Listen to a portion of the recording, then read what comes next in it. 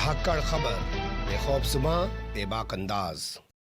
धाकड़ खबर के news room से मैं आपके साथ हूं अकरम रईस खान। कोर्ट संबंधित खबरों का ताजा बुलेटिन लेकर एक बार फिर से आपके सामने हाजिर हो गया हूं। आज के बुलेटिन में 10 अहम खबरें आपके सामने रखने जा रहा हूं। आगे बढ़ने से पहले छोटी सी अपील है आपसे, अगर आप लोग यूट्यूब देख रहे हैं तो हमारे चैनल को सब्सक्राइब कर सकते हैं, फेसबुक या ट्विटर देख रहे हैं तो हमें फॉलो कर सकते हैं। चलते हैं पहली खबर की तरफ। पहली खबर दिल्ली हाई कोर्ट से हमारे पास आ रही है। काफ़ी महत्वपूर्ण खबर है, आप लोगों को नोट करके रखनी चाहिए। आजकल लोग सोशल मीडिया पर बहुत ज़्यादा काम कर रहे हैं, ये नहीं कहा सकता कि कुछ ज़्यादा करें, बहुत ज़्यादा काम कर रहे हैं। तो एक फिल्म है जिसका नाम है साहब बीबी और गैंगस्टर, उसको यूट्यूब से हटाने का आदेश जारी कर दिया है दिल्ली हाई कोर्ट ने और इस मामले में अगली सुनवाई निर्धारित कर दी है। सज़ा का मामला बाद में तय किया जाएगा। फिलहाल गूगल को कहा है कि वो यूट्यूब से साहब बीबी और गैंगस्टर फिल्म को हटा दे, क्योंकि फिल्म के जो सह निर्माता है उनका कहना है कि फिल्म को अवैध रूप से यूट्यूब पर अपलोड किया गया है और उनके पास तमाम अधिकार हैं कोई और यूट्यूब पे अपलोड करके पैसे कमाने की कोशिश में लगा हुआ। अब इस मामले में अगली सुनवाई 9 जुलाई को होगी। दूसरी खबर की तरफ चलते हैं। सरकारी बिल्डिंगों से हटाए जाएं राजनीतिक पार्टी के रंग। काफ़ी दिलचस्प खबर है, इसमें आपको गौर करना चाहिए। आपको याद होगा जैसे ही उत्तर प्रदेश में आदित्यनाथ योगी की सरकार बनी, हर बिल्डिंग को भगवा रंग से रंगा जा रहा था। यहाँ तक कि लखनऊ में जो हज हाउस है उसको भी भगवा रंग से रंग दिया गया। बाद में मामला जब उछला सुर्खियों में आया तो उसको ज़रूर सफ़ेद रंग से रंग दिया गया। ऐसी ही खबर आंध्र प्रदेश से आ रही है। मामला सुप्रीम कोर्ट पहुँच गया।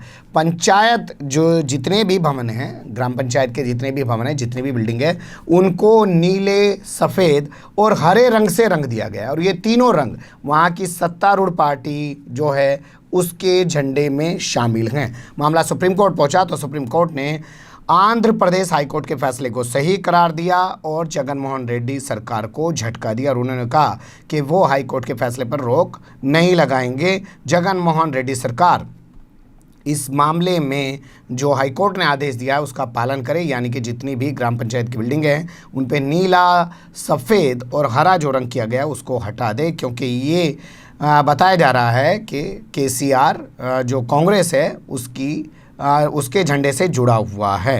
इस मामले में एक अपडेट ये है कि पंचायत राज के जो प्रिंसिपल सेक्रेटरी हैं और इसी तरीके से पंचायती राज एवं ग्रामीण विकास के जो कमिश्नर हैं उन पर हाईकोर्ट ने अवमानना का केस चलाना शुरू कर दिया। भाई जब हाईकोर्ट का आदेश नहीं मानने तो उन्होंने अवमानना का केस चलाना शुरू कर दिया। उस केस पर सुप्रीम कोर्ट ने ज़रूर रोक लगा दी है, तो इन दोनों अफसरों के लिए राहत कही जा सकती है। लेकिन जिस इरादे के साथ आंध्र प्रदेश सरकार यहाँ पहुँची थी उस पर सुप्रीम कोर्ट ने पानी फेर दिया और साफ कर दिया कि बिल्डिंगों से अपने झंडे का रंग फ़ौरन हटवाइए।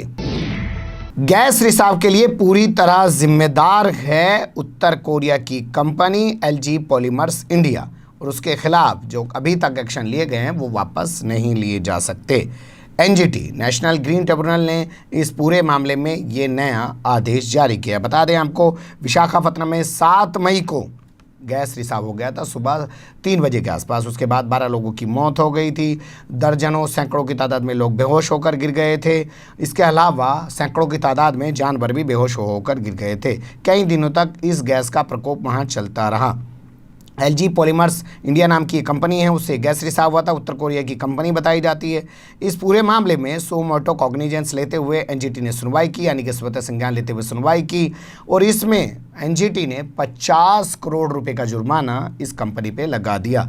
तो अब इस कंपनी का एक ऐतराज़ ये था कि आप इस पर सोमोटो नहीं ले सकते हैं, तो NGT ने साफ कर दिया कि हमारे पास अधिकार है, हम सोमोटो ले सकते हैं, सुनवाई कर सकते हैं। दूसरा, इस कंपनी का जो एक अलग से अर्जी दाखिल की गई, पिटीशन दाखिल की गई, उसने कहा गया कि साहब हमारे ऊपर जो है 50 करोड़ रुपए का आपने जुर्माना लगा दिया है, इसको ख़त्म कर दीजिए।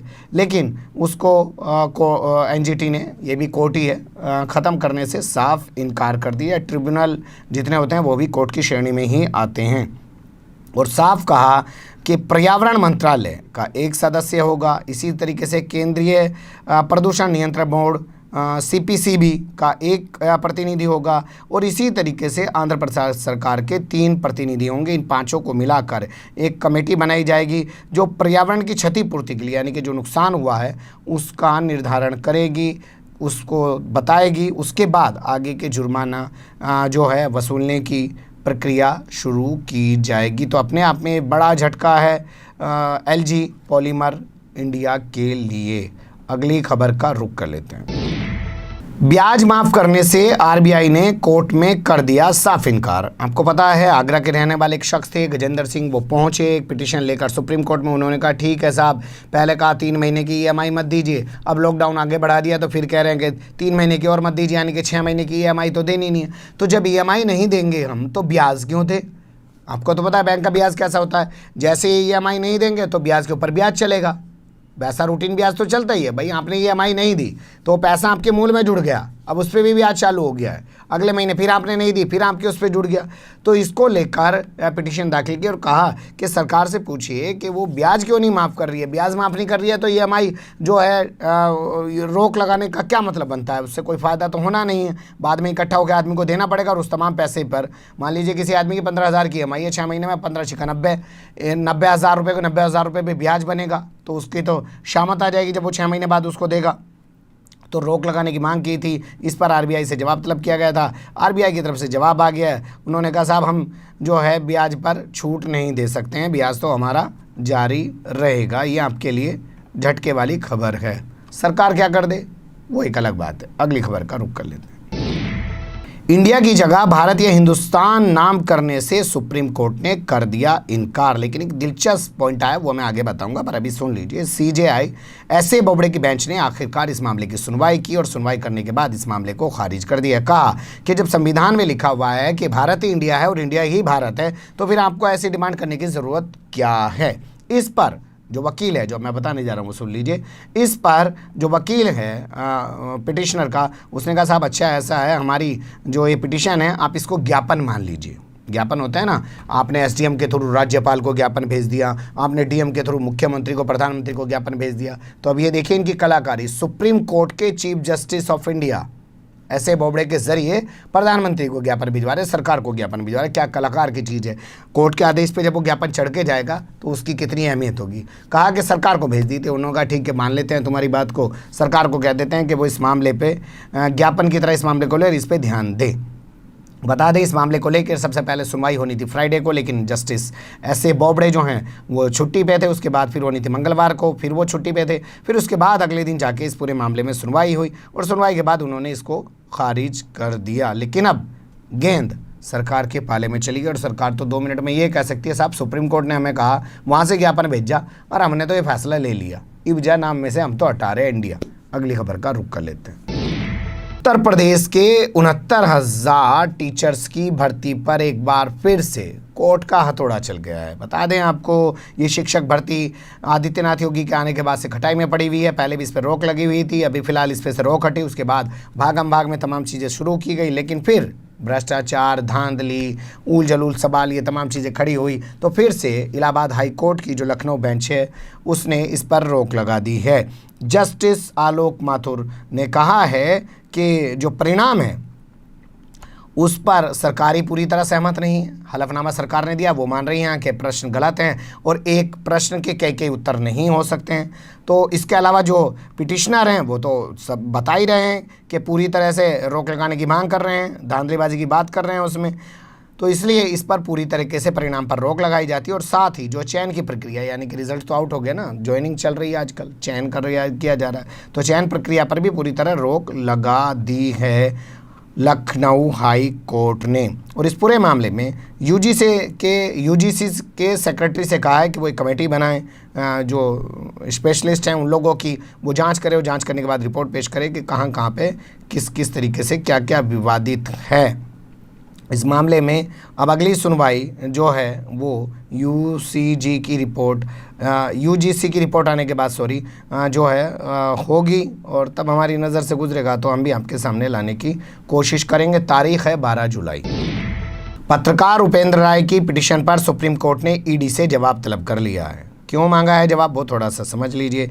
ईडी ने इनकी ज़मानत का विरोध किया था, जो इनको ज़मानत दी गई। अब ईडी चाहती है कि इनको ज़मानत खारिज कर दी जाए और उसके बाद फिर से इनको जेल में डाल दिया जाए।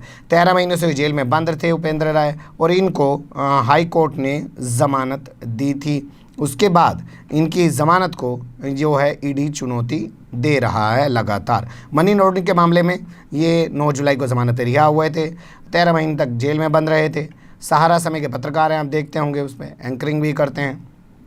जब से सुब्रत राय सहारा का मामला फंसा है तब से ये भी फंसे हुए हैं, तो वही हैं। अब इनको ज़मानत मिली हुई है, इनका कहना है, अब ये सुप्रीम कोर्ट जो पहुँचे, कि जो हाई कोर्ट ने मुझे कहा ज़मानत देते हुए, मैं सारी शर्तें मान रहा हूँ, विदेश नहीं जा रहा हूँ, कुछ ऐसा नहीं कर रहा हूँ, फिर भी मेरी ज़मानत जो है खारिज कराने के लिए ईडी इतना ज़ोर क्यों लगा रही है। उस पर सुप्रीम कोर्ट ने पूछ लिया, अच्छा भाई हमारे पास आ जाओ, बताओ भाई क्यों इनकी जो है ज़मानत खारिज कराना चाहती है ईडी। जजों पर व्यक्तिगत टीका टिप्पणी करना नहीं है अभिव्यक्ति की आज़ादी, ये बहुत महत्वपूर्ण खबर है। और फिर से एक बार ऐसी खबर चंडीगढ़ हाईकोर्ट से आ रही है। कल भी मैंने आपके सामने बुलेटिन में खबर रखी थी कि चंडीगढ़ हाईकोर्ट ने कहा कि बिना जानकारी दिए पत्नी का फ़ोन टैप करना या पति का फ़ोन टैप करना जो है निजता के अधिकार का उल्लंघन है। आज फिर इस हाईकोर्ट से खबर आ रही है जिसमें साफ कहा गया है कि जजों पर टीका टिप्पणी करना जो अभिव्यक्ति की आज़ादी है उसके अधिकार में नहीं आता है। मामला क्या है, थोड़ा सा बहुत समझ लीजिए। यहाँ की एक निचली अदालत है, यानी कि ज़िला अदालत है। ज़िला अदालत का एक कर्मचारी है, उसने बाकायदा एक वीडियो बना के यूट्यूब पे अपलोड किया और जज साहिबान पर सवाल खड़े किए। उस मामले में वो अपने खिलाफ चल रही कार्रवाई को लेकर यहाँ हाईकोर्ट पहुँचा तो हाईकोर्ट ने भी इसमें कहा कि उसके खिलाफ यहाँ से भी सख्त कार्रवाई की जाएगी, उसको अवमानना का दोषी माना जाएगा। हालांकि उसके वकील कहते रहे कि साहब एक बात बताइए, पहले से ही इस आदमी का इंक्रीमेंट रोक रखा है, इसके खिलाफ अनुशासनात्मक कार्रवाई कर रखी हैं, अब एक मामले में दो सज़ा कैसे दोगे जी? वो भी सज़ा दे रहे हैं, आप भी सज़ा दोगे। लेकिन कोर्ट ने कहा कि फर्जी तथ्यों के सहारे जो है वो आधारहीन आरोप लगाकर सीधे तौर पर दिखता है कि न्यायपालिका को बदनाम करने की, उसकी छवि को ख़राब करने की, धूमिल करने की कोशिश की जा रही है। अगर इस पर रोक नहीं लगाई गई तो ये लगातार बढ़ती रहेगी। पिछले काफ़ी समय से देखने में आ रहा है कि कोई भी आदमी जज साहिबान के बारे में कुछ भी टिक्का टिप्पणी कर देता है और इस पर सख्त एक्शन लेना बेहद ज़रूरी है। वकील के जिरा पर ये चीज़ ज़रूर कही कोर्ट ने कि ठीक है, हम मान लेते हैं पूरी सुनवाई के बाद ही आपके जो मुवक्किल हैं उनके खिलाफ कोई एक्शन लिया जाएगा या कोई फ़ैसला उस पूरे मामले में सुनाया जाएगा। अगली खबर का रुख कर लेते हैं। स्कूटर का मॉडल चुराने का आरोप लगाते हुए जापानी कंपनी ने मुकदमा दर्ज कराया, यानी कि मुकदमा ठोक दिया है। किससे कैसे ठोका है? जापानी कंपनी है जिसका नाम है होंडा मोटर, उसने भारतीय कंपनी हीरो मोटर अलग है, हीरो इलेक्ट्रिक अलग है, ये भी समझ के चलिएगा। आजकल इलेक्ट्रिक वाहन चलाने ना तो बहुत सारी नई कंपनियां आ गई, आखिर धंधा तो क्रिएट करना है ना। कोरोना के दौर में मास्क बना के बेच रहे, सैनिटाइज़र बना के बेच रहे, लोगों का धंधा तो खूब चल निकला। कुछ लोग ऐसे भी आ गए जो नकली बना रहे थे जी, तो यहाँ भी ऐसा कुछ मामला फंसता हुआ दिखाई दे रहा है। हीरो इलेक्ट्रिक पर आरोप लग रहा है कि उसने जापान की होंडा मोटर कंपनी का जो स्कूटर है उसका मॉडल चुरा लिया है। उनका जो स्कूटर है उसका नाम है मोवे और जो हीरो ने जो स्कूटर लॉन्च किया है उसका नाम है डैश। तो इसका होंडा का कहना है कि डैश इलेक्ट्रिक जो स्कूटर है उसकी बिक्री पर फौरी तौर पर रोक लगाई जाए, उसके विज्ञापन पर फौरी तौर पर रोक लगाई जाएगा। हाईकोर्ट में यानी कि दिल्ली हाईकोर्ट में पिटीशन दाखिल की गई है। आरोप क्या है वो थोड़ा समझ लीजिए कि हीरो इलेक्ट्रिक ने हमारा जो मोवे स्कूटर है उसके पीछे की जो सीट के जो कवर हैं, सीट के कवर पे भी झगड़ा है भाई साहब, कॉपीराइट ऐसे ही थोड़ी होता है। सीट के पीछे का जो कवर है और आगे और पीछे के जो लैंप्स हैं उनका जो डिज़ाइन है, बाकायदा रजिस्टर्ड डिज़ाइन है, उसको चुराया है, उसका उल्लंघन किया है। ऐसे में उसकी इस मॉडल पे रोक लगाई जाए। हीरो इलेक्ट्रिक पिछले 1 साल से अपने डैश स्कूटर को भारत बाज़ार में बेच रही है। एक्स शोरूम उसका रेट है 62,000 रुपये, जबकि होंडा मोटर ने भारत में अभी ये अपना स्कूटर बेचना शुरू नहीं किया, या ये कहें उसका ये मोवे स्कूटर अभी भारत में नहीं आया है बिक्री के लिए। लेकिन उससे पहले ये मामला उलझ गया है हाई कोर्ट में जाकर। अब इस पर अगली सुनवाई तय की गई है जो अगली तारीख के लिए 11 जून जो है हमारे सामने आएगी, तो हम भी आपके सामने लाने की कोशिश करते हैं। आखिरी खबर का रुख कर लेते हैं। कोर्ट में आज पेश होंगे आडवाणी, जोशी, कल्याण और उमा भारती समेत 32 आरोपी। बता दें ये सभी आरोपी बाबरी मस्जिद तोड़ने के आरोपी हैं जो 6 दिसंबर 1992 को तोड़ी गई थी। उस मामले में इनके खिलाफ लखनऊ की सीबीआई अदालत में जस्टिस एसके यादव जो हैं वो सुनवाई कर रहे हैं और सुप्रीम कोर्ट के निर्देशन में सुनवाई चल रही है। 31 अगस्त तक इसमें पूरा जजमेंट आना है। तो खबर आज ये है 4 जून की कि 32 आरोपी जो हैं जिसमें लाल किस आडवाणी है, उमा भारती है, कल्याण सिंह है, विनय कटियार है, मुरली मनोहर जोशी हैं समेत 32 लोग जो हैं उनके बयान वहाँ दर्ज किए जाएंगे। बताइए एक दिन में 32 लोगों के बयान दर्ज हैं, कमाल की चीज़ है ना जी। कितना मुमकिन है, खैर वहाँ होगा, सवाल भी खड़ा नहीं करना चाहिए। अब मानना का मामला 2 मिनट में बन जाता है, तो आज इनको वहाँ पे पेश होना है। बताया जा रहा है कि जज साहिबान ने 1000 के करीब सवालों की सूची तैयार कर रखी है और सुनवाई कंप्लीट होने के बाद इनको मौका दिया जाएगा कि ये भी अपने ज़िरा जो सवाल पूछ रहे हैं जज साहब या सरकारी वकील, उसके बाद जो है वो भी अपना उस पर पक्ष रख सकें। क्या होगा, जो भी होगा आपके सामने रखने की कोशिश करेंगे। फिलहाल यही 10 खबरें थी। कमेंट्स के रूप में आप लोग अपनी राय दे सकते हैं, खबर को लाइक कर सकते हैं, चैनल को सब्सक्राइब कर सकते हैं और ज़्यादा से ज़्यादा हमारी खबरों को शेयर कर सकते हैं। फिर ऐसे ही किसी सुलगते हुए या उलझते मुद्दे लेकर मैं आपके सामने हूँगा हाजिर। फिलहाल अभी मुझे नहीं इजाज़त।